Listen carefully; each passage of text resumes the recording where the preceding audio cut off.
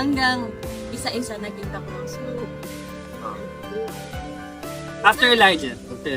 after Elijah, I would say, of course, yung mga girls.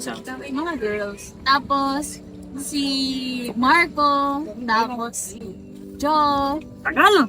tapos si... Wait, sino na nga yung mga... Oras na, oh. Si Sean, syempre si Sean. Especially nung nung na-establish na yung parang iba na yung storyline natin dalawa. Naging magka-partner na kami, hindi na kami bullied, ganyan.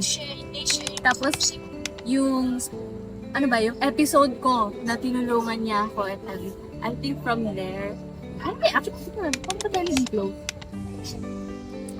Magkatabi kami sa taping chair. Guys. Anyway, yeah. Pero ako naman, for mga season 2, sino nakatulong sa akin na may tumanda rin yung mga kasama na din. They grew up din, sila Bryce, at sila.